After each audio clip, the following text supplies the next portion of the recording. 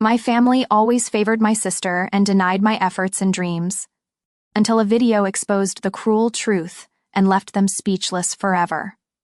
My name is Jessica, and throughout my childhood, I got used to standing on the sidelines, watching others shine while I remained just a faint shadow.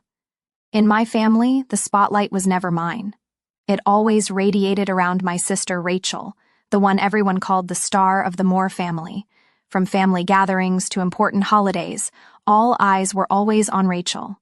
Every time Grandma picked up the phone, her first question was always, "Is Rachel performing anywhere these days?" As for me, no one asked, no one remembered. Maybe I was never interesting enough for them to care. Rachel was born with the artist's spark. Her singing could silence a room, while my voice was always met with an awkward smile and a gentle, "Let Rachel sing, sweetheart," from my mom. Her hand rested lightly on my shoulder before she turned away, leaving me alone by the old piano. Rachel started ballet at 4, singing lessons at 6, and by 8, she was enrolled in an expensive summer acting program in New York. I learned to make my own breakfast at 7 and babysat my cousins during the holidays so my parents could focus on taking Rachel to her shows. I was never given a big role, just responsibilities, silence, and a spot in the kitchen corner. I never blamed Rachel. Honestly, I used to admire her so much that I tried to imitate everything. How she tied her hair, how she bowed when stepping onto the living room stage. But no one clapped for me. No applause, just a few distracted glances and a half-hearted comment from Dad, "She's probably better suited for accounting." Once, I tucked a poem I wrote under my mom's pillow. A few days later, I saw the paper on a shelf, used as a coaster. No one said anything, not a word, not a sign that anyone had read it. But I didn't cry. I learned to swallow my sadness as if I were the family's secret jar, holding all the things they didn't want to remember. Of all the people, only Aunt Carol, my dad's younger sister, truly saw me. She would visit on Saturday afternoons with homemade oatmeal cookies and a warm smile. When she found me hiding in my room reading, she didn't call me out or ask why. She just sat next to me, silently flipping through her book as if silence itself was a form of connection. "What are you reading, Jess?" she once asked, gently brushing the spine of my book. "About ancient Aztec cities?" I replied, eyes still fixed on the page. She nodded, her eyes sparkling with interest. "You have a rare curiosity. Don't let anyone make you think that's not valuable." I never told anyone, but Aunt Carol's words stayed with me for years. In a world that made me feel like I was never enough, her words were the only compass keeping me from getting lost. I know no one is meant to be in the background forever. But when you grow up in a house where only one person gets to shine, you start to believe that maybe the light was never meant for you. I used to wonder if I disappeared, would anyone notice? But then I realized I didn't want pity. I just wanted a chance, one moment to be myself without comparisons, without being pushed aside. I waited 18 years for that moment, and I didn't know when it would come, but I promised myself when it did, I'd grab it with both hands. I wouldn't let anyone bury me again. I entered my senior year of high school with a quiet fire burning inside me, a determination to prove that I deserved to be seen. While Rachel had left home the year before to attend a prestigious arts academy in Chicago, I poured everything I had into my books, group studies, and countless late nights under the soft yellow glow of my desk lamp. Teachers began to notice me. My essays were read aloud in class. My grades stayed among the highest, and at the end-of-year awards ceremony, my name was called as the top student of the entire grade, beating out hundreds of others. For the first time in my life, I heard applause just for me. I still remember the look in the principal's eyes as she handed me the certificate. Admiration with not a hint of pity. That evening, I brought the certificate home, my heart racing. I pictured Mom hugging me tightly, Dad smiling with pride, that maybe just once they would truly see my worth. But the moment I stepped through the door, certificate still in hand, Mom spoke first. "Jessica, help me with the dishes. I'm on the phone with Rachel. She's got a performance next week at the City Art Center." I froze. The certificate trembled slightly in my hand. I swallowed a sigh, then quietly took it to my room. The next morning, I gathered all my courage and sat down at the breakfast table, waiting for Dad to fold his newspaper and look up. I took a deep breath. "I want to study business management," I said, my voice strangely calm. The state university has a great program and I qualify. I've done the research. Tuition is about $18,000 a year. Silence fell over the table. Dad blinked at me, and Mom gently set her coffee cup down, her face showing clear surprise. Then, suddenly, Dad burst into laughter, a laugh that was half teasing, half disbelief. You want to be a manager? Rachel performs all over and still struggles to get by. You think managers make money? I pressed my lips together, trying to keep my voice steady. I'm not doing it for the money. I want to learn, to grow, to live my own life. Then Mom spoke, gently but firmly. Jessica, we already spent everything on Rachel. You know that we can't support both of you. But I'm valedictorian, I nearly shouted. I did everything right. I didn't go out, didn't ask for anything. I'm just asking for a chance. Dad slammed the newspaper down, his eyes cold. This discussion is over. You'll work at Uncle Sam's grocery store after graduation. For now, that's it. I don't remember how I left the table. I just know that when I closed my bedroom door, the tears started falling and I couldn't stop them. Not because I was rejected, but because I realized they never expected anything from me to begin with. I don't know how long I sat there, frozen, until the phone rang. It was Aunt Carol. Jess, are you okay? Her voice was soft, but I could hear the concern. I didn't answer right away, but maybe my silence said enough. After a pause, she spoke again, even more gently. I have some savings, not much, but enough for your first year. After that, if you work part-time or get scholarships, you can continue. I was speechless. All my emotions broke loose. Aunt Carol didn't make grand promises. She just offered a beginning, a hand reaching out when I was about to fall. But why would you do that? I asked, my voice shaking. She smiled softly. Because no one else in this family sees your worth, and I can't stand by and watch you give up on your dreams just because they're blind. I held the phone as if I were holding my own heart. That day, for the first time in years, I felt like I had a real chance to live a life not defined by someone else's shadow. I made a quiet vow to myself. If anyone still thought I didn't deserve it, I would prove them wrong. And I would start right here, on a path I carved out with my own strength, with the unconditional love of the one person who always saw me, Aunt Carol. I moved in with Aunt Carol just a week after that life-changing conversation. Her house sat in a peaceful Portland suburb with a lavender garden and an old swing creaking gently in the afternoon breeze. Unlike the cold house I used to live in, this place was always filled with sunlight and the scent of cinnamon tea she brewed every morning. She didn't say much, but just one look, one gentle pat on the shoulder, was enough to calm my heart. I quickly applied to Oregon State University, majoring in business management. With an outstanding transcript and a heartfelt essay, I was not only accepted, but also awarded a partial scholarship. Aunt Carol cried tears of joy when she received the email. "See, I told you you just needed a chance," she smiled, pulling me into a hug. College years flew by like a whirlwind. I worked part-time at the library, attended seminars, and spent every summer interning at small businesses around the city.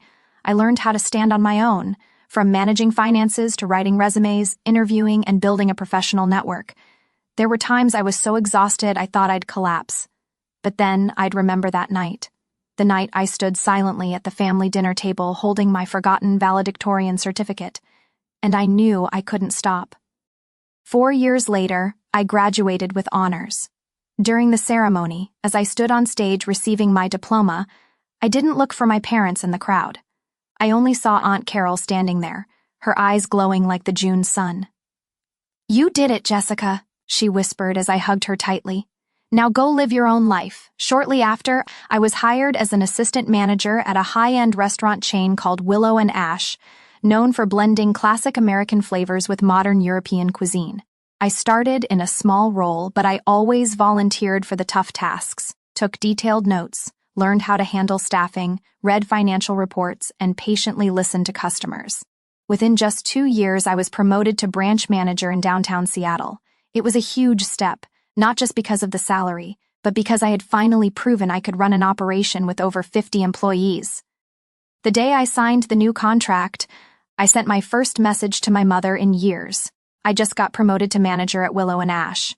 I'd love to invite you and Dad to dinner whenever you're free. Not long after, my mom called back. Her voice was still gentle like before, but this time there was hesitation. "Jessica, I heard you're working at a fancy restaurant. Your dad is very proud of you. Despite all the scars in my heart, I smiled. I just want the family to know I'm doing okay, and if you need any help, I can pitch in a little. I started sending money each month so they could repair the leaking roof, replace the old fridge, and even cover medical bills when Dad had a minor back injury. I didn't do it to be loved. I just didn't want anyone to go without the way I once did. After that, the atmosphere between us changed. At family gatherings, my mom would go on and on about Jessica, the talented daughter, managing a fancy restaurant, always busy but still thinking of family. The old phrases like, "You're not cut out for academics," or "Rachel is the real talent," were no longer mentioned. Instead, I heard things like, "My daughter works downtown. You have to book a table a week in advance." I can't say I felt nothing. Part of me wanted to ask, what about all those years before when I stood alone in that cold house and no one even asked if I was okay? But I stayed silent. That silence reminded me just how far I'd come on my own 2 feet. But just when I thought things had settled, something unexpected happened. Something I never saw coming. And this time, it didn't come from a stranger, but from the one person I thought was always on my side. One quiet Sunday afternoon, I was sitting on the balcony of my apartment, sipping mint tea and reviewing my weekly schedule. My phone buzzed, a Facebook notification. Aunt Carol had just posted a new video. I chuckled softly. Lately, she had gotten into posting little clips, her backyard garden, new recipes she'd tried, or family gatherings I rarely attended due to work. I tapped on the video, expecting something light-hearted. The screen showed a familiar scene. My mother's living room, filled with relatives, warm chandelier lights spilling across the wooden floor. I recognized Uncle Eric's voice, Dad's younger brother, sharing an old story followed by laughter. The mood seemed warm, relaxed. I was about to skip ahead when my mother's voice rang out, loud and clear. "Jessica, that girl is all about appearances." I froze. It felt like someone had gripped my throat. In the video, my mom sat with her legs crossed, wine glass in hand, eyes full of disdain. Whatever manager job she has, who even knows? Always posting pictures of food, praising it like she cooked it herself. She's just someone else's employee. Nothing to be proud of. My heart dropped. I hit pause. My hands shook. After a moment, I hit play again. This time, it was Dad's voice. Gruff, but clear. "I think Rachel's the one with real talent. After all, she's an artist, has her own identity. Jessica just follows others. She hasn't done anything great." There was laughter from a few relatives, but what hurt me most came right after. The camera panned to Rachel, lounging on the sofa, one hand holding a glass of orange juice, the other brushing back her glossy curls. She said nothing. No defense, no objection, not even a hint of discomfort. I felt like I'd been pushed off a cliff, falling straight into the darkness of betrayal. The very people I thought had begun to value me, the ones I'd quietly supported financially for the past 3 years, were now sitting together, mocking me for fun. I scrolled down to the comments. The first was from my mother, "Carol, delete this video now. No one gave you permission to post it." The second was from my father, "Take this down. You're embarrassing the family." But it was Aunt Carol's reply that made me break down in tears. "I don't know how to delete videos, and even if I did, I wouldn't. Jessica has done everything for this family, and all of you belittle and trample on her kindness. You should be ashamed."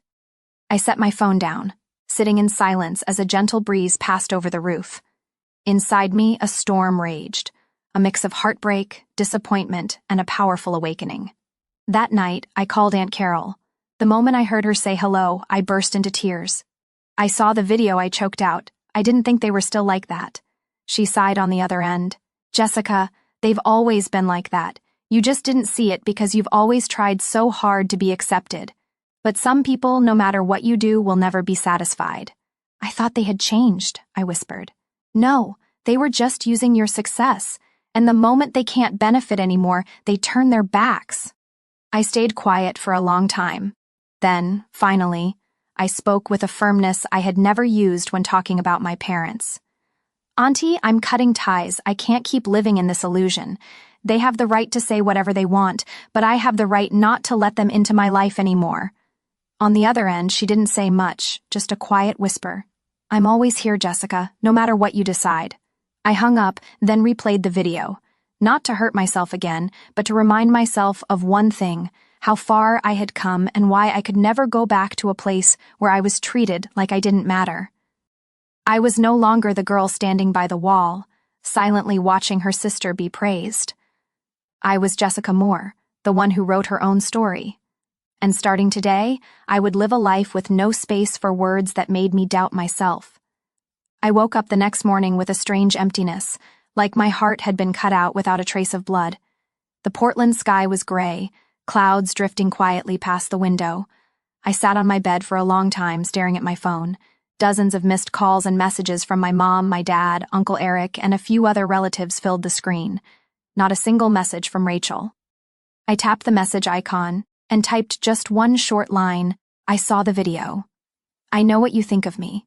From today on, I won't be sending money or keeping in contact. I hope you both live in peace." I hit send, my hand trembling slightly, but there was no hesitation in my heart. Just 5 minutes later, the first reply came in. It was from my mom. "Jessica, don't overreact. We were just joking. Are you really going to hold a grudge over something so small?" Next came a message from my dad. "Do you have any idea how much we've sacrificed for you? And now that you're successful, you turn your back on your family." I stared at the screen for a long time, then turned off my phone. For the first time in years, I chose silence as my shield. That afternoon, I stopped by Aunt Carol's house. She was watering the yellow chrysanthemums on the porch when she saw me walk through the gate. "I already know," she said softly before I could say a word. "You did the right thing." I couldn't hold back. I hugged her like a child, letting the tears fall onto her frail but steady shoulder. "I'm so tired, Auntie," I sobbed. "I've done everything I could and it's still not enough." She gently rubbed my back. "It's not that you're not enough, Jessica. It's that they don't have enough heart to see that you are." The following week, I didn't visit home. I didn't answer any calls from family. I spent time with myself, working, reading, jogging in the mornings, and cooking with Aunt Carol on the weekends. A few relatives, like my cousin Amanda and Aunt Julie, quietly sent me messages. "I saw the video. I'm really sorry, Jessica. You deserved better. Don't think we're all like them. I've always been proud of you." Those words lit a small, comforting fire inside me. I realized that family doesn't have to be those who share your blood. Family is where someone listens, protects, and respects you, even in silence. As for Rachel, she remained silent as always. We still crossed paths at the office, and she was now working as an administrative assistant for one of Willow and Ash's partners. Our encounters were brief and formal. No accusations, no apologies, just nods and small talk as if nothing had happened. One afternoon, after a meeting, Rachel approached me in the hallway. She hesitated before finally saying, "I didn't speak up for you that day, not because I agreed with them. I just didn't know what to do." I looked at her, and for the first time, I saw Rachel's eyes without the old sparkle of confidence, only a vague sense of regret. "I didn't need you to defend me," I replied calmly. "I just hoped once you'd have the courage to stand up for the truth." Rachel nodded, giving a faint, sad smile. "I guess I'm still not that brave." I didn't blame her. Everyone has their limits. But I had already pushed past mine. I no longer wanted to live halfway in the shadows of fake gratitude. The following month, I was invited to speak at a women's business leadership panel, representing Willow and Ash. In the grand auditorium, the lights beamed down on my face as I stepped onto the stage. I shared my journey. Not to complain, but to emphasize that success doesn't always grow from a place of love. Sometimes it takes root in the dry soil of loneliness and pain. After the panel, people came up to shake my hand and ask for advice. I truly felt that I had stepped out of the shadow of my past, no longer that Moore girl named Jessica, but Jessica Moore, an independent, strong woman who knew her worth. But I didn't yet know that behind Rachel's silence and my mother's belated apologies lay another secret. One that would once again test the trust and resilience I thought I had fully forged. On an ordinary Monday morning, I walked into the office with my usual black coffee, laptop tucked under my arm, already mentally organizing my packed weekly schedule. But something felt different in the air that day. The admin smiled at me with an extra sparkle in her eyes, and Brian, the VP who rarely left his office, came knocking on my door himself. "Jessica, Mr. Randall wants to see you in the main conference room," he said, unable to hide his excitement. My heart pounded in my chest. Mr. Randall Lawson, the founder and current CEO of Willow and Ash and my longtime role model in the culinary management industry, rarely called anyone in unless it was serious. I straightened my blazer, took a deep breath, and stepped into the glass-walled room overlooking downtown Seattle. Mr. Randall stood by the window, his back turned. When he heard my footsteps, he turned around with his familiar calm smile. "Jessica," he said warmly, "I've been following your journey these past 5 years, from an intern taking notes in meetings to becoming the best manager this company has ever had." I stood still, not daring to interrupt. He rested his hand on a chair, his expression serious. "I'll be retiring next spring, and I want you to take over as CEO." Time froze. "Sir, I stammered. "I don't think I'm ready for something like that." Mr. Randall smiled. "No one ever thinks they're ready for something big, Jessica, but you don't need to prove anything to me anymore. You've proven it through every number, every decision, every crisis you've handled. The staff trusts you, our partners respect you, and so do I." I don't remember when I nodded, but when I walked out of that meeting, I felt like I was floating in a dream, a beautiful dream I never dared imagine, that one day, the girl who had always been pushed aside would become the leader of a top-tier restaurant chain. That night, I called Aunt Carol. When I told her the news, she gasped. "Oh my goodness, Jessica, you did it."